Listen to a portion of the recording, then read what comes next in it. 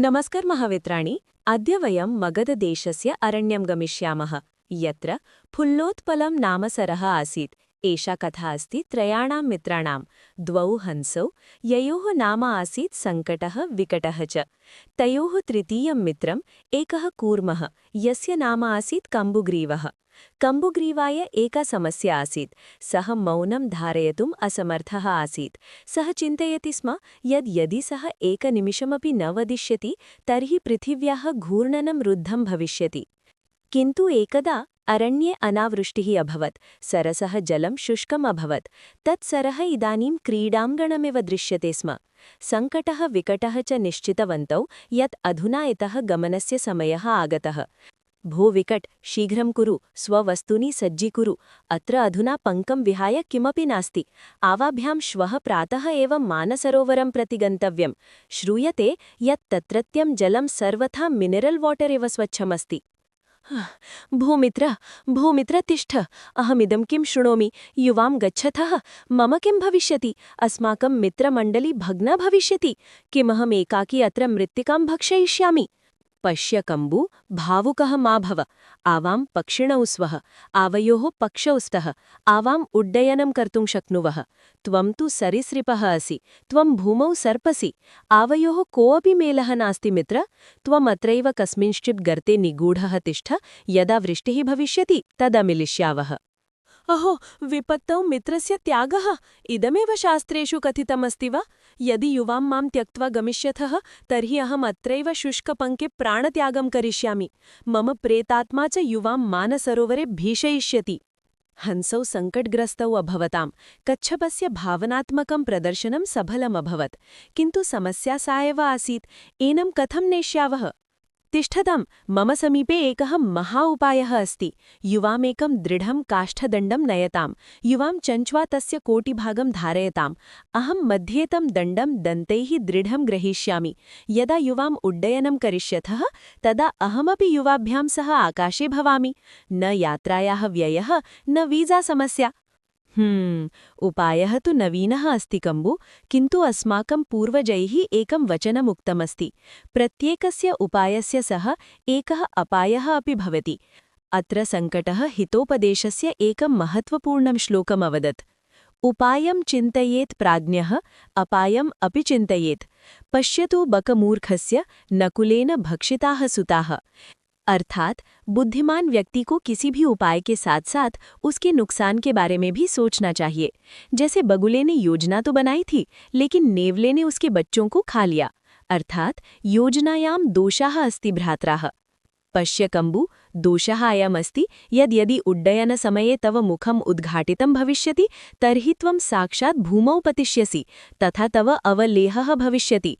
तव तु मौनधारणस्य अभ्यासः नास्ति। अरे, युवां मां मूर्खं मन्यते वा? किं मह्यं मम प्राणाः प्रियाः न सन्ति? अहं शपथं करोमि, अहम् आकाशे एकमपि शब्दं न वदिष्यामि। कासः भवतु अथवा क्षवतु, अहं मुखं न उद्घाटयिष्यामि। अहं पूर्णतया पाषाणवत् स्थास्यामि। वत्स, स्मर, मौने एव शक्तिः अस्ति। शृणु, एकम् अन्यं श्लोकं शृणु, यथा त्वं स्मरेः। आत्मनो मुखदोषेण बध्यन्ति शुकसारिकाः, बकाः तत्र न बध्यन्ते, मौनम सर्वार्थसाधनम।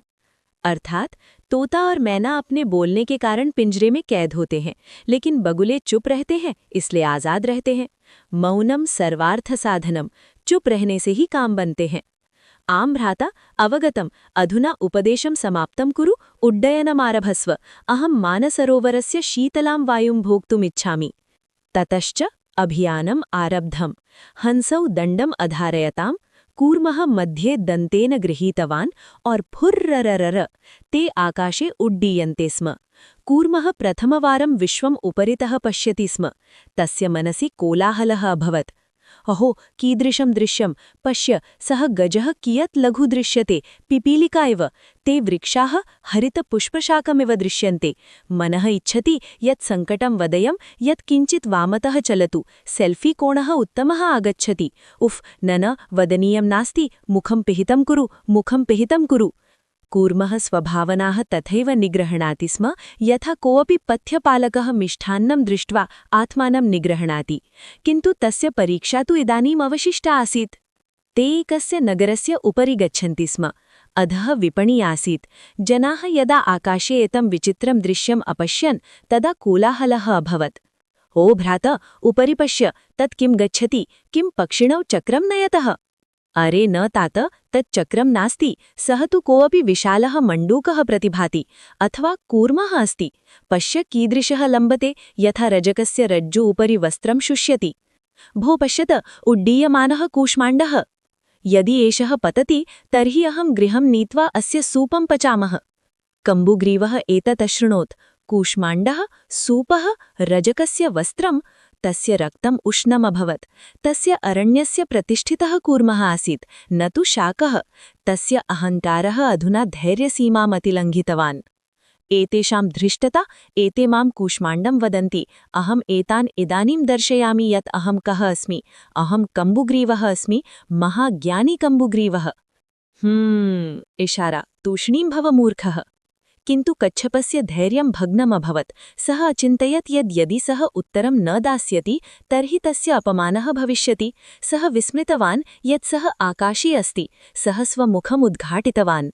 अरे भो मूर्खाः, अहं कूष्माण्डः नास्मि, अहम्